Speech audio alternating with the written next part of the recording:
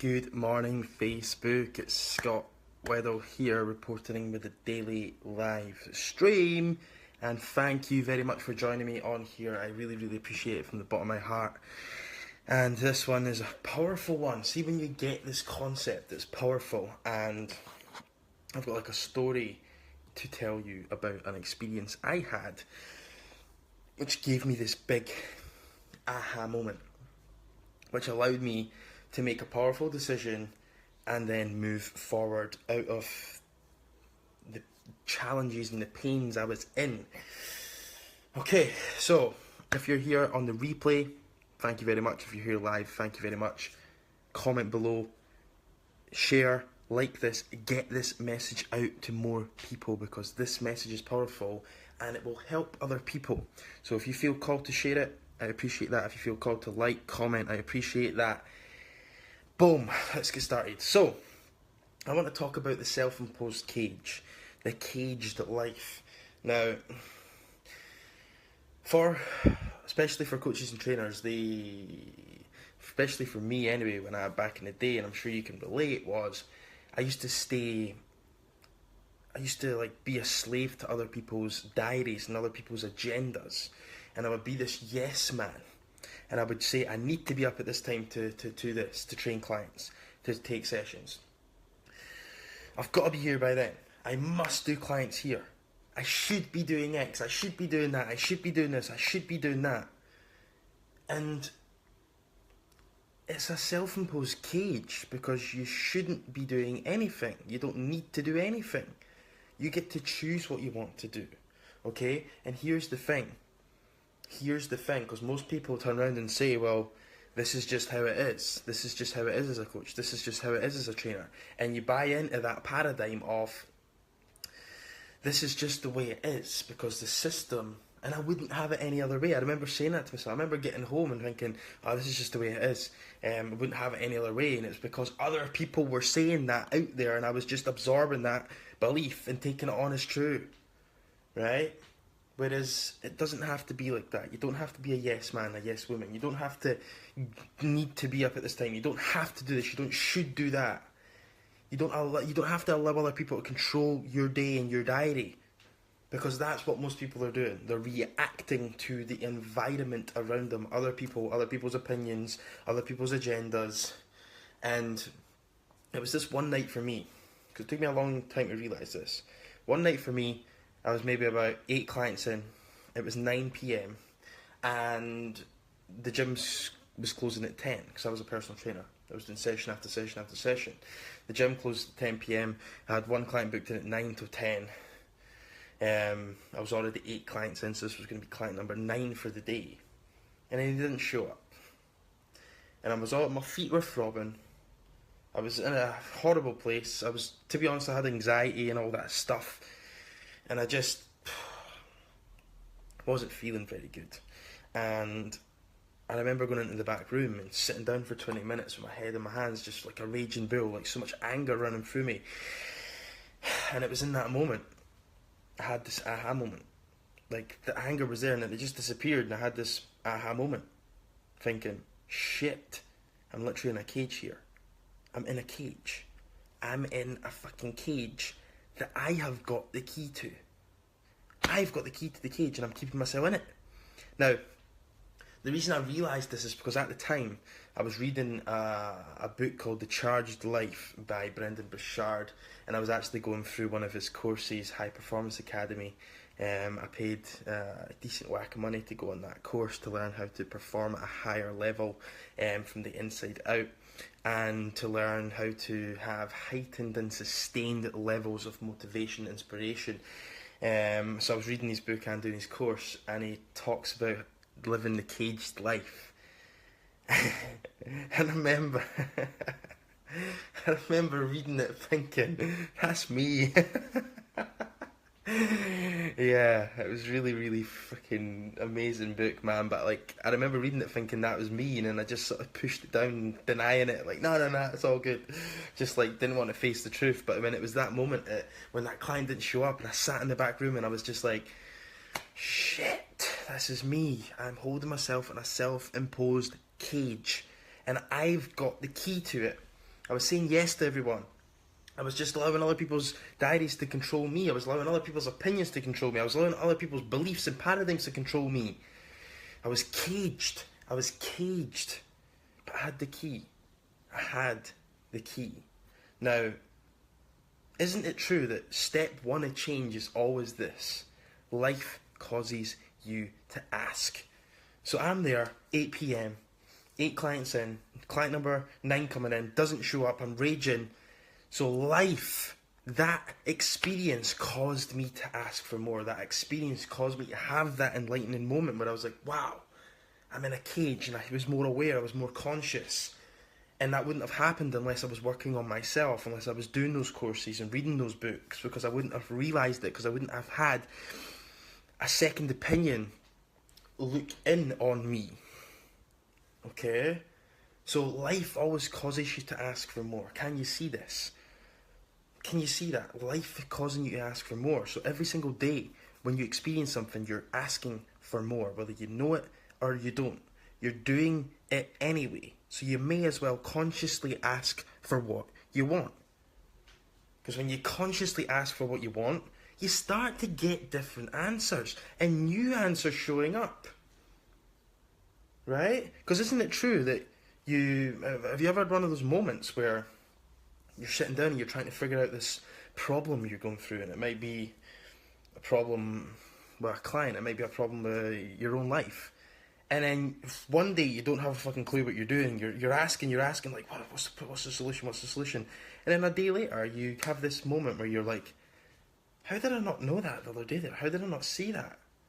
So you see what's happening there? You're asking, and then a day later, you're receiving the answer, and it comes from nowhere. It just comes like out of midair, and you're like, where the hell did that come from? You ever had one of those moments? Well, isn't it interesting to think that life is going to cause you to ask? But the question is are you listening? Are you listening to those urges? Are you listening to those impulses? Are you listening? Because if you're not listening, it doesn't matter. You'll just keep yourself in the cage you're in. You'll continue to keep yourself in this cage you're in. Okay, because isn't it true that when you realise you don't want something, you know you do want something, it's usually the opposite. So for me it was to go from caged to free and charged. Right? And maybe you can relate to this right now. Maybe you feel like you're stuck in a cage or stuck in a rut right now. It never seems to be ending. Right? Now, one thing I want to just put in your mind is, guys, it won't be the last imaginary cage you can create for yourself, because it's the way we humans work. We break out of one cage and then we create another glass ceiling, or we create another cage we put ourselves in, but it's a new cage, and this cage is more freeing, right? But we've still got limits around us. We've still got these limits there, and which are the glass ceilings or the cage walls. And then we have an aha moment again, and we break out the cage again and we move into another one, and we just keep creating these little glass ceilings for ourselves, which are good things because we seem to just go and rise and grow and grow and grow. But the amazing thing is if it starts to suck, the cage you're in starts to suck when you don't allow yourself to go out of it, because you've got the key. You've just got to take the key and open it and walk out of it, and you've got to see more, right? So the cage really starts to suck if you hold yourself in it. Okay? So the specific question I've got for you coaches and trainers today is, are you still stuck in the cage of trading time for money and being hostage to the agendas and opinions of other people? Are you? Are you holding yourself in that cage? Because at the end of the day, that's one cage you can break away from pretty quickly. And to be honest, like, step one is take control now. Like, if you don't believe you can take control now, then you're never going to take control. So for me, like, this will scare the shit out of you, by the way. You'll feel so much resistance against it, but it'll scare the shit out of you. But for me, like, I literally changed my whole offline business, sold higher packages, got most of my clients on there, not all of them, but most of them. And then I got a new influx of clients in, which brought me a big bunch of cash flow and a big bunch of business as well at the back end of that into the business, which allowed me to then go, do you know what, I'm dropping down to 4 days, and I dropped my sessions down to 4 days, and then eventually 3 days. I took control now. I was like, I'm stopping trading time for money. and I'm going to sell higher packages, and I'm going to choose what days I'm working and doing clients. And I took control. Even though it wasn't perfect and it wasn't the way I truly wanted it to be, it was step one. So take control now. Step one.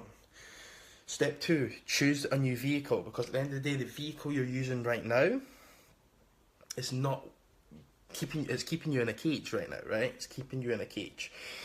And if you want to get out of that cage, if you want to stay in that cage, completely fine, I respect that decision. But if you want to get out of that cage, you're going to have to do something different, right? You're going to have to choose a new vehicle.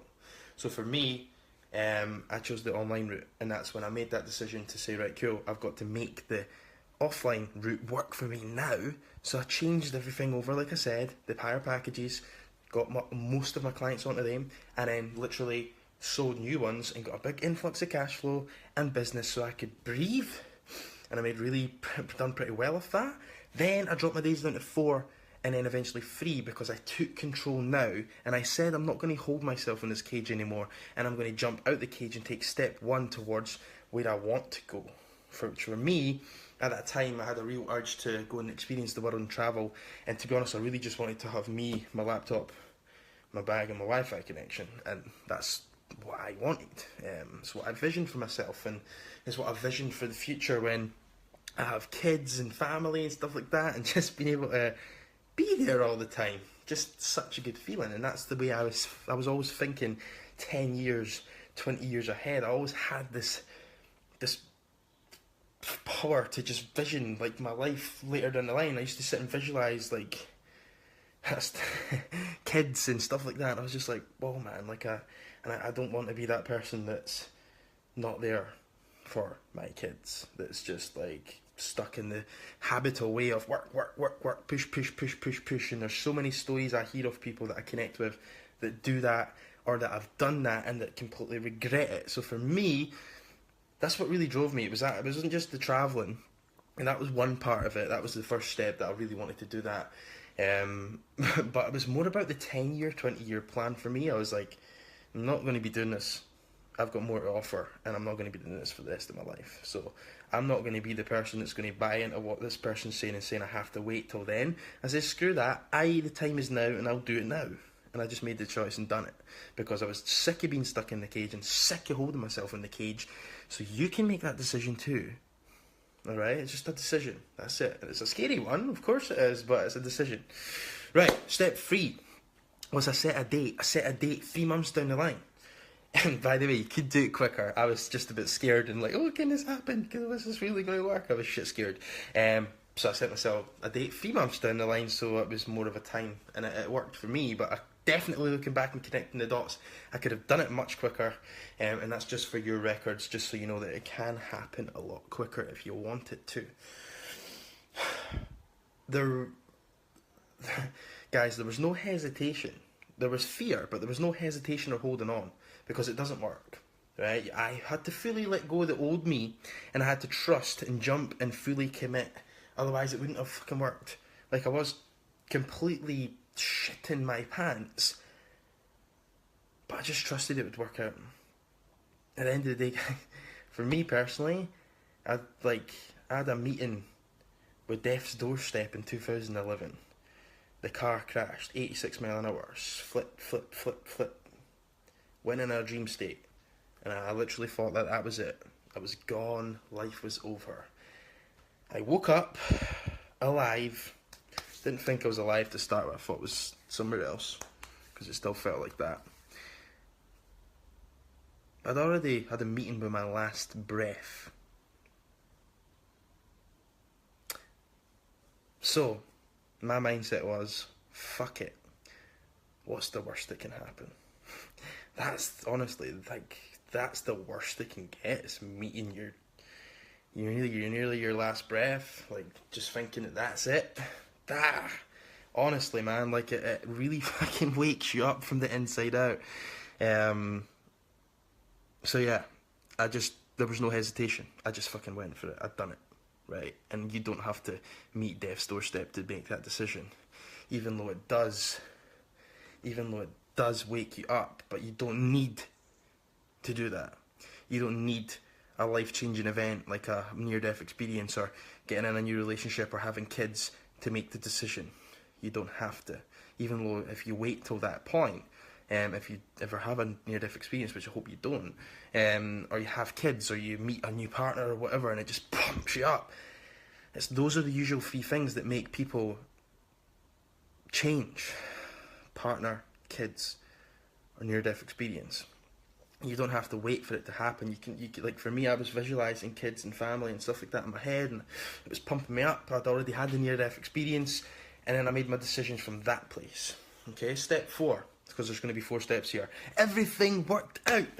The fear that I had was just bullshit. Of course there was challenges and problems along the way, of course, but everything worked out. And this is true for every single one of us. Everything always works out. And that decision, because at 9 p.m.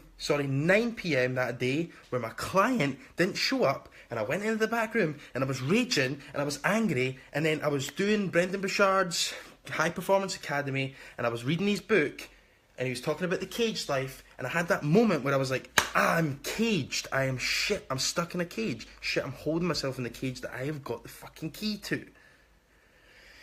That moment led to those 4 steps happening. So when is your moment? Your moment can be now, it can be later, it can be whenever you want it to be. But are you stuck? Are you sick and tired of keeping yourself stuck in the self-imposed cage? Because that's what it is, right? And the thing is, you deserve better. And this is what I see showing up in the marketplace everywhere, with coaches and trainers just holding themselves in a cage. And to be honest, you're better than that. You are better than that. Right guys, if you're a coach or trainer and you're looking to move down the online route, something similar to me, what I've done is I've created a guide for you, 5 pillars to launching your first online coaching program without working more hours or trading time for money. If that sounds good to you and you want to download that guide, what I'm going to do is put it in the comments right now behind me. Give me a second guys, I'll stick it in the comments behind me, and you can download that guide now.